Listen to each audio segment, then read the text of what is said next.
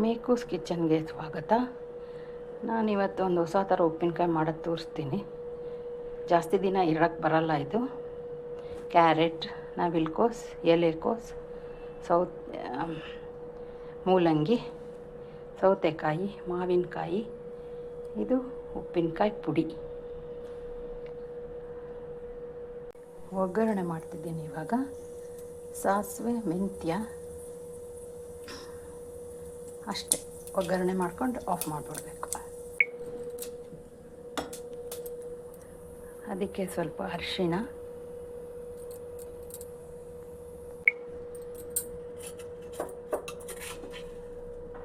ಇದಕ್ಕೆ ಸ್ವಲ್ಪ ಉಪ್ಪು,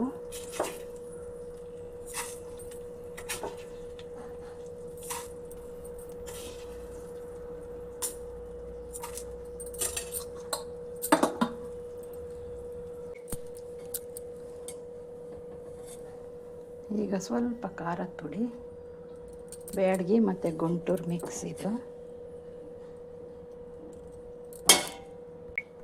ಸ್ವಲ್ಪ ಬೆಲ್ಲ, ಸಕ್ಕರೆನೂ ಹಾಕೋಬೋದು,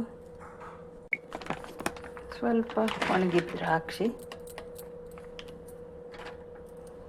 ಎಲ್ಲ ತಣ್ಣಗಾದ್ಮೇಲೆ ಎಲ್ಲ ತರಕಾರಿ ಮಿಕ್ಸ್ ಮಾಡಿ ಒಂದು ಸತಿ ತೋರಿಸ್ತೀನಿ ನಿಮಗೆ. ಜಾಸ್ತಿ ದಿನ ಇಡೋಕ್ಕೆ ಬರಲ್ಲ. ಬಾಟಲಲ್ಲಿ ಇಟ್ಕೊಂಡು ಫ್ರಿಜ್ಜಲ್ಲಿ ಇಟ್ಕೊಂಡ್ರೆ ಒಂದು ವಾರ ಇಟ್ಕೋಬೋದು. ಸ್ವಲ್ಪ ಉಪ್ಪಿನಕಾಯಿ ಪುಡಿ ಹಾಕ್ತೀನಿ. ಮೆಂತ್ಯ ಮತ್ತು ಸಾಸಿವೆ ಹುರಿದು ಪುಡಿ ಮಾಡಿರೋದು. ಸೌತೆಕಾಯಿ ಮತ್ತು ಮಾವಿನಕಾಯಿ ಹಾಕಿದ್ದೀನಿ.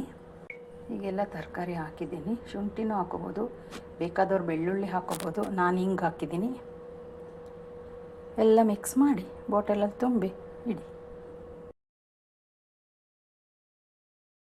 ಎಲ್ಲ ಮಿಕ್ಸ್ ಮಾಡಬೇಕು. ಈ ಥರ ಆಗುತ್ತೆ. ಒಂದಿನ ನೈಟ್ ಬಿಟ್ಬಿಡ್ಬೋದು ಹಿಂಗೆ ಬೇಕಿದ್ರೆ. ಆಮೇಲೆ ಬಾಟಲಿಗೆ ತುಂಬಿಟ್ರೆ ಸ್ವಲ್ಪ ಲಿಕ್ವಿಡ್ ಬಂದಿರುತ್ತೆ. ಉಪ್ಪಿನಕಾಯಿ ರಸ ಅನ್ನನೂ ಕಲಿಸ್ಕೊಂಡು ಊಟ ಮಾಡಬಹುದು. ಇದು ನನ್ನದೇ ಓನ್ ರೆಸಿಪಿ, ಸ್ವಂತ. ಯಾರ್ದು ಕಾಪಿ ಮಾಡಿಲ್ಲ, ಎಲ್ಲೂ ನೋಡಿಲ್ಲ ನಾನು. ನಮ್ಮ ತಾಯಿ ನಾವು ಚಿಕ್ಕವರಿದ್ದಾಗ ತರಕಾರಿ ಉಪ್ಪಿನಕಾಯಿ ಹಾಕ್ತಿದ್ರು, ಅದಕ್ಕೆ ಮಾಡಿದ್ದೀನಿ. ಬೀನ್ಸು ಹಾಕ್ಕೋಬೋದು. ಬೀಟ್ರೂಟ್ ಇಷ್ಟ ಇದ್ದರೆ ಅದು ಹಾಕ್ಕೊಳ್ಬೋದು.